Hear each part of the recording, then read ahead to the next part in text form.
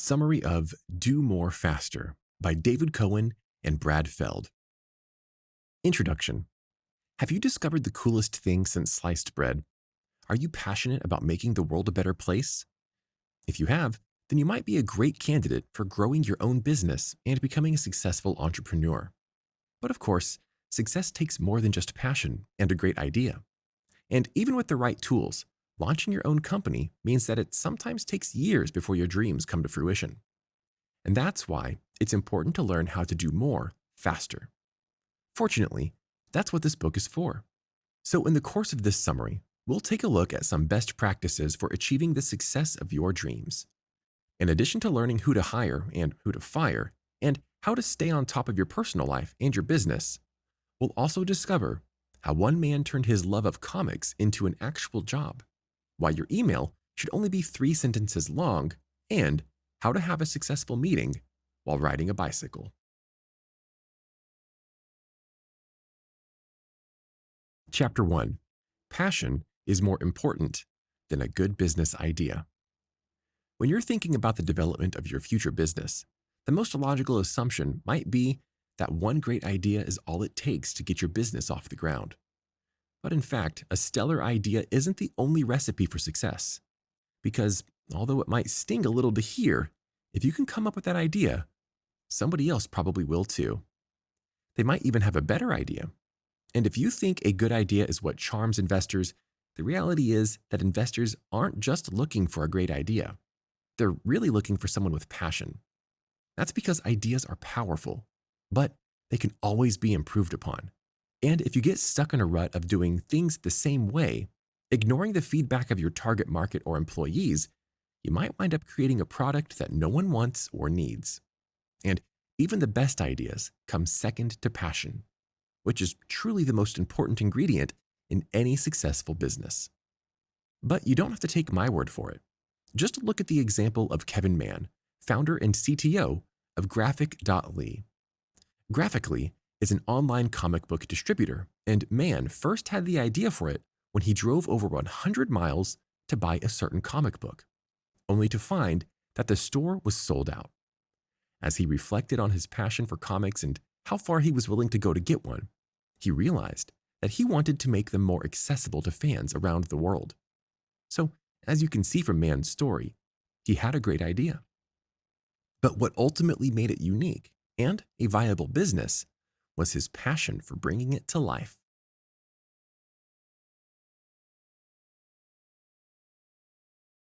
Chapter 2. Don't be a lone wolf. Because our passions often have a great deal of personal significance for us, when we're starting a new business, it can be tempting to keep them close to our hearts and avoid sharing them with a team who can help us bring them to life. Because we want to stay true to our vision and ensure it's accomplished to perfection, it may be tempting to think we can do all the work ourselves. But the truth is, that's neither healthy nor feasible. So let's take a look at just a few good reasons why you should never try to start a business by yourself, even if you technically have the skills to do so. For starters, every new business is going to go through a rough patch, whether it's because your target market is in an unexpected state of flux or because that investor you were counting on turned you down. Being alone during those rough patches is harder than you might think, and when you feel like you're the only one keeping your dream alive, it's only going to get harder. That's why you need positive team members who believe in your vision to help you stay afloat. When you get discouraged, they can help you get motivated, and they might even be able to help you brainstorm new ideas to power through the struggle. But in addition to the benefits of encouragement, it's also important to remember that getting a new business up and running is a lot of work. Like, a lot. Between attracting new customers, wooing investors, and finding your own workspace, you'll be stretched beyond your limits. And you've still only scratched the surface. That's why it's absolutely critical that you find some dedicated team members to help you with these tasks early on. The ability to delegate to people you trust and know that you have reliable support will go a long way as your business is getting off the ground. And even though it might sound counterintuitive, hiring a team can actually save you money in the long run. That's because having a team of highly productive and motivated people will help you minimize the risk of running out of money before your project is ready to be launched. Since you're not working on your own, you can carry out important decisions faster and more effectively, and you'll avoid wasting money on costly mistakes. However, you can't hire just anybody. So, in your quest for hiring the right people, it's important to remember one simple rule: always hire people who are better than you. That might sound a little offensive, but it's actually a crucial business maneuver. Because if you hire people who are average, or even those who are just like you, sharing your struggles and negative tendencies, they can hinder your productivity instead of enhancing it. People who are better than you, however, will challenge you to become your best self. They'll also adopt a true team mentality and encourage everyone to bring their A game, because they understand that a team suffers if everyone doesn't do their best. So don't rush your hiring process. Take your time to find the right people.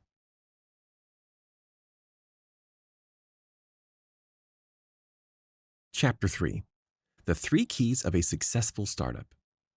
When it comes to decision making, what do you prefer? Making decisions in large groups or small groups? If you've had experience with both, then you know that it's often difficult to organize large groups and get everyone to agree on a single point. Small groups, however, are more flexible. It's important to remember this in your business decisions because it's easy to assume that large groups are more organized and successful. However, that's not necessarily true. Instead, the bureaucratic procedures necessary for any large company means that their multiple departments and hierarchies of management make it difficult for them to adapt quickly and communicate. Startups, by contrast, are often more successful because of their advantages in communications. And because you're smaller, you're also able to make decisions and act on them quickly and more efficiently. This will help you stay ahead of the game and keep you in tune with the fluctuations of your target market. However, it's also important to remember that flexibility isn't everything. Even though passion and the ability to stay ahead of large corporations can give you a sizable advantage, don't discount the value of a solid product. After all, no matter how strong your enthusiasm and communication skills are, you won't stay in business very long if you don't have something that people want to buy. So, whatever your product is, remember to design one with central thought in mind: quality over quantity. It may also be helpful to adopt a keep it simple mentality. The more complicated your product is, the harder it is to use, and this could easily turn people off. Instead, concentrate on a uniquely simple product with a few basic, easy-to-use features. Because in addition to being more appealing for your customers, simple products are also much easier to market. After all, if you had the choice between a simple iron that does its job to perfection or a mediocre iron that also doubles as your answering machine, which one would sound better to you? So, once you've got your simple, perfect product and a small, flexible team, the next step is to find your investor.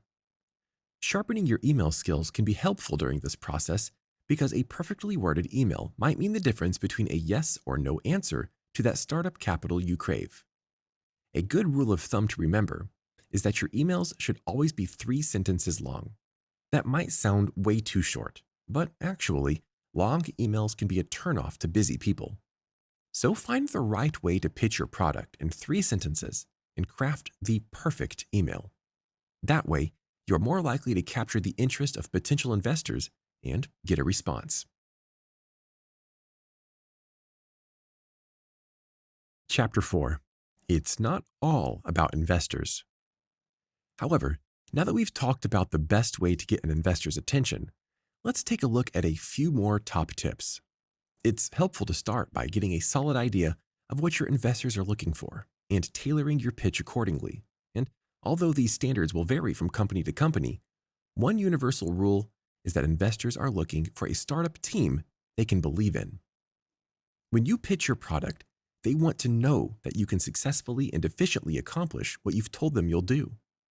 And that means they're generally looking for some people who display strong intelligence, empathy, and passion.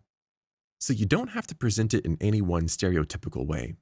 But when you're meeting with investors, you should try to provide anecdotes about yourself and your team that showcase these qualities. But of course, your product is important too. So in addition to finding the best way to present your product, you should also be on the lookout for a compelling way to showcase your product. You can decide, for example, if a video or a live presentation would be more interesting. Do you need a dazzling PowerPoint to go with it? You can use either or both of these strategies to show that you know the market you're targeting. So, if you've done your homework and you have facts to present, like how many potential customers you have and how often they'll typically buy products like yours, this is the place to show them off. But it's also important to remember that investors aren't your only source for startup capital. So let's take a look at some other viable options. Angel investors are one great but unlikely possibility. These are wealthy investors who like your idea but aren't necessarily getting involved to make a profit for themselves. They're just donating out of the kindness of their hearts. Another possible source is your customer pool. In the case of some startups, it can be profitable to sell your product to a small number of customers at the beginning and raise some relatively independent funding before diving into the investor pool straight away. You might also find that bigger companies would be willing to support a fledgling startup if you partner with them. So, if you have any potential connections into that vein, don't wait for them to reach out to you. Go ahead and pitch your idea because they may not have realized that they need a product just like yours. And lastly, you should always keep an eye out for R&D grants which are available for technology startups. Chapter 5. Know the legal basics. If you're like most people who start out with passion and a great business idea, chances are you're not already an expert at the intricacies of business law. Your lack of knowledge in this arena might even be one of your biggest anxieties about starting your business. But fortunately, you don't have to become an expert overnight, and you're not going to get arrested automatically for one small technical slip-up. You just need to know a few basics for now. In fact, it's actually as simple as learning two simple legal issues. The first thing you need to address is what type of company you have. In the United States, there are three general types of corporate classifications. There's S Corps, small business corporation, C Corps, regular or classic corporations, and LLCs, also known as limited liability corporations. These distinctions matter because they're all taxed differently. And although each type has its own perks and downsides, for the purpose of most businesses, it's better to be a C Corp. That's because this is more profitable when it comes to raising money from venture capitalists. The next thing you need to do is figure out how shares are divided in your company, and this requires establishing a few basic rules. One good strategy is vesting, which means that people aren't fully vested in their shares from the get-go. Rather, they earn their shares over time, usually over a period of around 4 years. Vesting also helps you to avoid the potential problems that arise if someone leaves the company early. To imagine how this would play out, let's consider an example of a company with 3 founders, each of whom owns a third of the shares. If one of them leaves after the first year, they'll still retain their shares. As you might imagine, this could be very disruptive for the company's finances. But by contrast, vesting motivates your shareholders to stay committed and keep their investments for a longer period of time. It also protects the company if the investors don't stay as long as anticipated. And last but not least, it's also important to hire a good lawyer, because you can't be expected to know every technicality of business law. You want to find someone who's an expert in your field and can advise you accurately.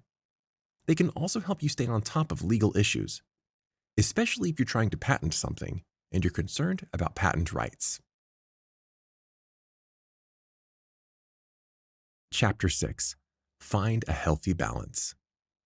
We might be getting to it in this last chapter, but that doesn't mean that a healthy work-life balance should be the last thing on your mind. In fact, the more passionate you are about your work, the more important it is to keep this in mind. Because as much fun as it can be to work on a project you're passionate about, it's crucial to take a break, spend time with friends and family, and give yourself some time to recharge. Without this wind-down time, you run the risk of burning out and becoming incapable of pursuing your passion. Another important reason is the fact that when you don't engage with the people in your personal life, you run the risk of alienating them and losing relationships that are important to you. Work is great, but it shouldn't be the most important thing in your life. Your loved ones need to know that they're high on your priority list too. So, work on finding creative ways to balance your work and your personal life. Sometimes you can even combine them by incorporating work into some of your favorite leisure activities. But of course, that won't work all the time. Sometimes you have to completely disconnect by taking a vacation with your family or setting your phone to do not disturb. Both of these strategies can be helpful because a vacation allows you to physically and mentally disengage from your work environment. And in doing so, you're not only giving yourself a break, you're regenerating your creativity so that you can come back to work more refreshed and renewed. So even when your business is at its height of productivity, or when you're fighting to keep the company alive, remember the value of the work-life balance and make a concentrated effort to keep your loved ones from feeling neglected. Final summary. Starting a business involves a lot of forms and calculations and legal technicalities, but it's about so much more than that. That's why the boring stuff shouldn't define your startup or drain your energy. So if you want to feel renewed and do more faster, your new company should thrive on the passion you have for your great idea and your product. You can also help yourself accomplish more by employing a few key strategies, like focusing on an idea that's meaningful to you, hiring people who are better than you, and assembling a team that will drive your productivity and save you money. You can even help your startup get off the ground faster by following the author's top tips for presenting yourself and your product to investors, learning the legal basics, and cultivating a healthy work-life balance. Did you like this audiobook summary? Click the like button now to support our channel and click subscribe if you want to get notified each time we post a new free audiobook summary on YouTube.